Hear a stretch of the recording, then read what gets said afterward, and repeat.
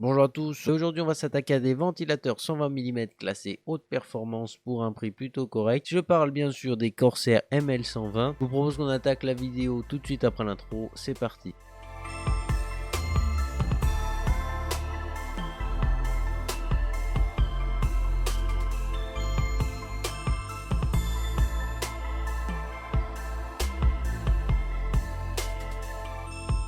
Comme je vous disais tout de suite avant l'intro, aujourd'hui on s'attaque au Corsair ML120. Pour ceux qui ne voient pas trop tout de suite à quoi ça ressemble, c'est plutôt comme ça. Donc je vous propose que la vidéo se déroule de cette manière. On va parler d'abord du prix, après on va parler des caractéristiques techniques et un petit peu de à quoi ressemble le ventilateur en lui-même. Après on va enchaîner directement avec les protocoles de test et les tests sur Ventirad, les protocoles de test, les tests sur boîtier ouvert et fermé. On finira avec le volume sonore et puis on fera une petite conclusion tout à la fin pour que ce soit plus clair pour tout le monde. Avant de commencer, je tiens à préciser que la vidéo n'est absolument pas sponsorisé. Ces ventilateurs, je les ai achetés par mes propres moyens et honnêtement, j'ai le droit de dire absolument ce que je veux sur ces ventilateurs et vous verrez que je ne vais pas en dire que du bien dans toute la vidéo. Alors, on va commencer directement avec le prix. Au niveau du prix, on est autour de 23 € les deux ventilateurs de 120 mm. Pour des ventilateurs classés haute performance, c'est relativement correct. Personnellement, sur le coup, je me disais, il doit y avoir un pépin quelque part parce que ce prix-là, pour des ventilateurs qui annoncent autant de performance, sur le papier, ça a l'air d'être vraiment des bourrins dans le domaine. Sinon, au niveau des caractéristiques techniques, qu'est-ce qu'on peut voir dès qu'on a la boîte en main? Les 50 garanties de Corsair, qui est plutôt bien montré sur la boîte. On va voir justement le marketing de chez Corsair qui met fortement en avant les roulements à lévitation magnétique, qui vont offrir une meilleure durée de vie au ventilateur, d'où les 50 garanties. Et puis du coup, on se doute bien que forcément le moteur du ventilateur en lui-même doit être de très bonne qualité. Que 5 ans pour un ventilateur, c'est plutôt pas mal. Au niveau des caractéristiques techniques annoncées, on est autour de 75 CFM au maximum de sa vitesse. Le maximum de sa vitesse justement c'est 2400 tours minute. Ça commence à souffler pas mal à 2400 tours minute et en général on peut se dire que s'il y a autant de tours minute c'est que le bruit doit pas être négligé quoi. C'est ce qu'on verra à la fin, mais pour le moment je peux vous dire que Airbus ont du souci à se faire sur le marché des hélicoptères puisque Corsair en est pas loin. Pour enchaîner, ici on va avoir une forte pression statique, c'est d'ailleurs leur plus grande force ici avec 4,6 mmH2O. Ça va être les ventilateurs avec le plus de pression que j'ai eu l'occasion de voir et honnêtement ça pousse, que dire de plus, ça pousse. Voilà, vous avez un gros radiateur, normalement ils n'ont pas trop de problèmes pour y traverser parce que ça commence à souffler assez fort, avec 4,6 mmH2O, commence à être pas mal. Dans l'emballage on va avoir 4 vis par ventilateur, donc il y a largement ce qu'il faut pour y monter. Des vis grosses comme ça, des fois que le ventilateur il a envie de se débattre trop, les vis elles sont vraiment là pour le retenir. J'étais un peu déçu qu'il n'y ait pas de Y pour mettre deux ventilateurs sur la même prise, tu vois, ça aurait été plutôt pas mal, vu qu'on a un kit de deux ventilateurs, ça paraissait logique, mais apparemment pas du tout. Donc c'est un peu décevant, mais vu le prix, on va pas trop se plaindre non plus également. Sinon au niveau de l'emballage est sobre et plutôt sympathique. C'est pas une boîte qui est moche, il y a un petit logo de ventilateur sans pour autant trop en dire. Pour aller un petit peu sur le design du ventilateur, moi j'aurais bien aimé un gris plus foncé, tu vois, sur les photos, il me semblait qu'il tirait un peu plus sur du foncé. Et honnêtement là on est vraiment sur un gris très clair et malheureusement je trouve que ça gâche un petit peu le style de ces ventilateurs. Toutefois ça reste des matériaux d'excellente qualité, on a ici des bons composites qui fabriquent les hélices. Pour ceux qui s'intéressent un petit peu plus au design du ventilateur lui-même, on a un ventilateur à 7 pales avec une carcasse qui encore une fois est en composite. C'est un type de plastique qu'on retrouve souvent chez Corsair pour les ventilateurs, procédé qu'ils ont l'habitude de manier chez Corsair étant donné que ça fait plusieurs années qu'ils sont déjà sortis ces fameux ML120. C'est à peu près tout pour le tour extérieur de ce ventilateur. Qu'est-ce que je vais pouvoir vous dire? Ça fait un petit moment que je les essaye, ça fait maintenant à peu près 5 mois que je les ai. Et en 5 mois, je trouve que le plastique qu'ils ont utilisé, il retient énormément la poussière. On a des ventilateurs qui se salissent très vite et malheureusement la poussière va vite s'incruster à l'intérieur et ça va être très dur d'y enlever par la suite. Les ventilateurs de base sont plutôt jolis même s'ils restent très sobres, mais une fois que la poussière est bien incrustée un peu de partout, voilà, il perd vite de son style et malheureusement ça dégrade un peu le côté esthétique du truc. Maintenant, je vous propose qu'on passe directement aux performances sur les radiateurs et les ventirades, puisque de toute façon, ça se voit tout de suite qu'ils sont taillés pour ça. Au niveau du protocole de test, comment ça s'est passé? On allait sur la table de bench avec un Purock 2. On a placé ce ML120 à l'avant du Purock 2 et on va le comparer au Arctic P12, au Purewings 2. On va comparer au TB-RGB. On va vraiment le comparer à pas mal de références sur le radiateur et puis on va voir un petit peu ce que ça donne. Sinon, qu'est-ce qui s'est passé? Sur quel processeur il a été monté? Sur quelle plateforme il a été monté? On était ici sur un Ryzen 5 3600 overclocké 4 GHz 1,325 volts. On va avoir 16 Go de RAM en 3000 MHz qui venait également de chez Corsair. Et puis sinon la carte mère c'est une B450 Tomahawk Max qui fait plutôt bien le boulot. Pour chauffer un petit peu toute cette bête, on allait sur Prime 95 et je l'ai fait tourner pendant 10 minutes d'affilée. Une fois avec le ventilateur qui tournait à fond, donc 2400 tours minute, et une fois le ventilateur bridé à 1000 tours minute, comme ça permet de voir un petit peu l'équilibre de tout ça. Pour tous les tests de cette vidéo, j'ai pris la température au début du test, à la fin du test, et j'ai fait une moyenne de cette température que j'ai enlevée à la température des composants, de façon à voir que la fluctuation des composants et pas celle de la pièce. Maintenant, je vous propose de vous afficher directement les graphiques, en commençant par le graphique des vitesses. Ça, vous pourrez voir à combien tourne chaque ventilateur à 100% et 50%. Et puis de toute façon, je vous les rappellerai petit à petit tout au long de la vidéo, comme ça, vous ne serez pas trop perdu. On se retrouve juste après les graphiques pour faire le bilan de tout ça.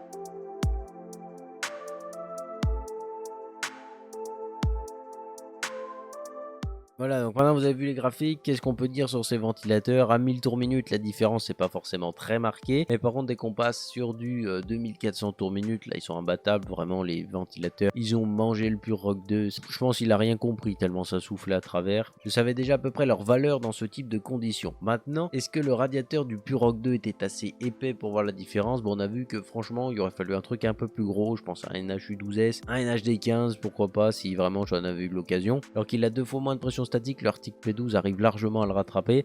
On n'est même pas à 1 degré de différence, donc honnêtement voilà, celui-là a fait énormément de bruit en plus du Arctic, et le Arctic le rattrape déjà quasiment. Plutôt bon au niveau des radiateurs, tout ça, mais est-ce qu'il est bon dans les boîtiers? Donc maintenant on va s'attaquer aux boîtiers ouverts et fermés pour voir un petit peu la différence. Pour tout ce qui est protocole de boîtier, comment ça se passe? Au niveau de la carte graphique, on est ici sur une RTX 2060 Asus Dual que j'ai undervolté, et je lui ai bridé ses ventilateurs à 45% de leur vitesse, comme ça lui évite de compenser justement le manque de performance des ventilateurs de la façade. Au niveau du processeur water cooling carte mère, on est ici sur un i7 10700K, un Fractal Celsius plus S36 dynamique qui lui était bridé à 75% de ses performances, comme ça c'est un petit peu pour éviter de compenser également. Et puis au niveau de la carte mère, on est sur une magnifique Z590 Gaming Force de chez MSI. Et au niveau du SSD, puisqu'on va parler aussi un petit peu de ses températures, c'est le Samsung 980 en 500 Go. Donc au niveau du burn, j'ai fait un burn global. Ici on avait la carte graphique qui tournait sur une Ninja Invalé pendant 10 minutes. Pendant ce temps-là, on avait le processeur qui nous faisait un Prime 95 pendant 10 minutes. Pendant ce temps-là, on avait le M.2 qui lui faisait un Crystal 10 Mark en 8 Go que je lançais en boucle tout le temps. Voilà, ça a vraiment permis de faire chauffer un maximum la configuration et de voir un petit peu ce que ça donnait sur l'ensemble du boîtier, pas uniquement sur des pièces comme la carte graphique, comme le processeur. Je trouvais que c'était plus intéressant de voir la globalité de la configuration. Bien entendu, j'ai pas fait qu'avec ces ML120, je les ai comparés au Lightwings, au TBRGB, au Arctic P12 et au ventilateur Fantech d'origine, comme ça permet d'avoir une bonne idée de ce qu'ils valent à peu près. Et puis bien entendu, je vous mets le graphique qui rappelle la vitesse à laquelle ils tournent quand ils sont à 100% et à 50%, comme ça vous évite d'être perdu. Ça peut vous aider à avoir une meilleure vision des choses quand vous regarderez ces graphiques. Pour ça, on se retrouve juste après. Pour ce qui est boîtier fermé, boîtier ouvert, d'ailleurs j'ai simplement ouvert la façade du Fantech. Le Fantech de base est très fermé, et puis dès qu'on ouvre la façade, c'est plutôt orienté boîtier tout ouvert puisque tout rentre.